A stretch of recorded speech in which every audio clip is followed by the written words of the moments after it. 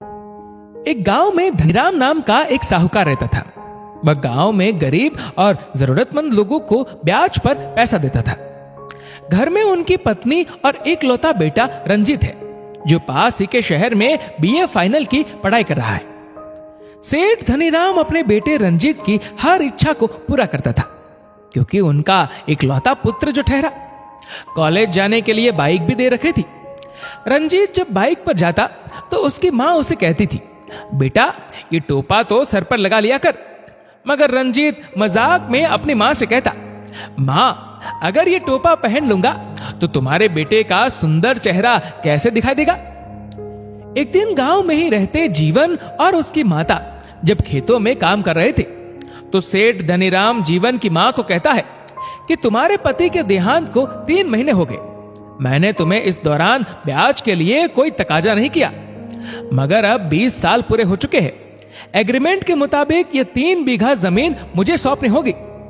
जीवन की मां ने सेठ धनीराम की काफी मिन्नतें की कि हम ब्याज देते रहेंगे, हमसे जमीन ना ले, यही तो हमारी जीविका का सहारा है। मगर सेठ धनीराम ने उनकी एक न सुनी। उसके बाद जीवन और उसकी माता शहर आ गए और मेहनत मजदूरी कर अपना पेट पालने लगे। जीवन ने अपनी माता से पूछा, मां पिताजी ने कब सेठ धनीराम से पैसा लिया था? बेटा ये उस वक्त की बात है जब तू अभी पेट में ही था। जब तेरे जन्म का समय आया तो गांव के डॉक्टर ने कहा बच्चा ऑपरेशन से होगा और इन्हें जल्द से जल्द शहर के हॉस्पिटल में दाखिल करवाना पड़ेगा। शहर के हॉस्पिटल में कुल 50,000 का बिल बना, जो तेरे पिताजी ने 3 बीघा जमीन सेठ धनीराम के पास गिरवी रख कर लिया। साहूकार ने 5% ब्याज पर वह रकम दी और साथ में कहा कि अगर आने वाले 20 साल तक तू मेरा पैसा नहीं लौटा पाया तो ये 3 बीघा जमीन मेरी हो जाएगी। तब से लेकर जब तक तेरे पिताजी जिंदा रहे ब्याज देते रहे और मूल नहीं लौटा पाए। जब कभी उम्मीद होती थी कि इस बरस अच्छी फसल होगी तो कुछ ना कुछ साहूकार को लौटा देंगे, मगर कोई ना कोई आफत आ जाती। कई बार तो बाढ़ और सूखे की भी मार झेलनी पड़ी। एक दिन शाम के 4 बज गए, मगर रंजीत घर नहीं आया। तभी सेठ जी के फोन की रिंग बजती है। फोन उठाते ही दूसरी तरफ से आवाज आती है, सेठ धनीराम जी का नंबर है? जी मैं धनीराम ही बोल रहा हूं। सेठ जी मैं जगत राम मेमोरियल हॉस्पिटल से डॉक्टर दिनेश बोल रहा हूं। आपके बेटे का एक्सीडेंट हो गया है और उनके 2 दोस्त हमारे पास आपके बेटे को बेहोशी की हालत में लेकर आए हैं। आप जल्द से जल्द हॉस्पिटल आ जाए। रंजीत की माताजी ने पूछना चाहा क्या हुआ, मगर सेठ जी गाड़ी लेकर शहर की तरफ चल दिए।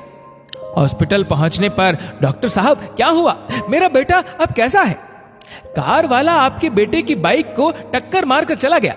सर पर और शरीर के कई हिस्सों में काफी चोटें आई है। खून काफी बह चुका है, ब्लड की जरूरत है। हमने आपके बेटे रंजीत के ब्लड का सैंपल लिया है और आपके बेटे का ब्लड ग्रुप ओ नेगेटिव है। ओ नेगेटिव ब्लड ग्रुप के इंसान पूरी दुनिया में बहुत कम होते हैं। हमने आसपास के सभी अस्पतालों से पता किया, मगर ओ नेगेटिव ब्लड कहीं पर भी उपलब्ध नहीं है। डॉक्टर साहब कैसे भी मेरे बेटे को बचा ले। रंजीत की माता को फोन पर यही कहा है कि रंजीत अपने दोस्त के घर में है और मैं शहर किसी काम से आया हूं। अगर रंजीत की माता को यह सब पता चला तो वह जीते जी मर जाएगी। रंजीत हमारा इकलौता बेटा है। आप जितना कहो मैं पैसा खर्च करने के लिए तैयार हूं, मगर बेटे को बचा ले। सेठ जी इस वक्त पैसे की नहीं खून की जरूरत है। भगवान से प्रार्थना करें कि सुबह तक ब्लड मिल जाए। आप यहां आराम करें, सब ठीक हो जाएगा। सुबह जल्दी आकर डॉक्टर साहब ने नर्स से कहा, हमारे कंप्यूटर के रिकॉर्ड में चेक करें। पिछले 1-2 महीने में जो ब्लड चेक करवाने आई थी उनमें कोई ओ नेगेटिव ब्लड ग्रुप का है। तभी थोड़ी देर बाद नर्स ने बताया, डॉक्टर साहब हाँ एक शख्स है, तो जल्दी से उसे कांटेक्ट करो और बोलो इमरजेंसी है। Okay sir. कुछ घंटे बाद डॉक्टर साहब ने उस कमरे में जाकर जहां सेठ धनीराम आराम कर रहे थे उनको बताया, मुबारक हो सेठ जी, आपका बेटा अब खतरे से बाहर है। ओ नेगेटिव ब्लड ग्रुप वाला इंसान मिल गया और उसने खून दे भी दिया और आपके बेटे की हालत अब पहले से बेहतर है। मैं उस इंसान से मिलना चाहता हूं जिसने मेरे बेटे की जान बचाई है। सेठ धनीराम ने कहा, आओ मैं मिलवाता हूं, वह साथ वाले कमरे में ही है। उस शख्स को देखकर सेठ धनीराम हैरान रह गए। वह शख्स कोई और नहीं, जीवन था।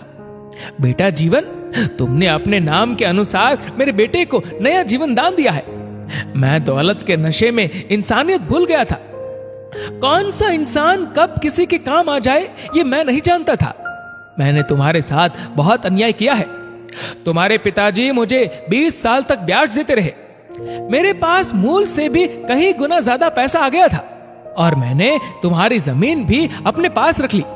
बेटा, अब मैं तुम्हारी जमीन तुम्हें सौंपता हूं। तुम वापस अपने गांव आकर फिर से खेती का काम करो और जिन लोगों से मैंने इस तरह से जमीन अपने नाम करवाई है उन सभी को मैं उनकी जमीन वापस कर दूंगा और खेती कर मेहनत करते हुए मैं अपना बाकी का जीवन व्यतीत करूंगा। अब मैं जान चुका हूं कि पैसा ही सब कुछ नहीं होता। मेरे बेटे की जान पैसे से नहीं, तुम्हारे दिए खून से बची है। सेठ जी, आप शर्मिंदा ना हो। मेरे मन में आपके प्रति कोई बदले की भावना नहीं थी। मैंने अपना फर्ज निभाया है। अगर मेरे दिए खून से किसी की जान बचती है तो मैं अपने आप को भाग्यशाली मानता हूं। खून दान तो महादान होता है। कुछ दिनों बाद जीवन अपनी माता के साथ फिर से अपने गांव वापस आ गया और फिर से अपनी जमीन पर खेती करने लगा। खून देकर किसी की जान बचाना सबसे बड़ा पुण्य का काम है। दोस्तों, इस वीडियो को लेकर आपकी क्या राय है नीचे कमेंट करके जरूर बताएगा। और अगर आपको वीडियो अच्छा लगा हो तो इस वीडियो को लाइक करेगा, शेयर करेगा ज्यादा से ज्यादा लोगों तक। और ऐसे ही और भी इंस्पिरेशनल वीडियोस के लिए हमारा फेसबुक पेज आज ही फॉलो करें। धन्यवाद।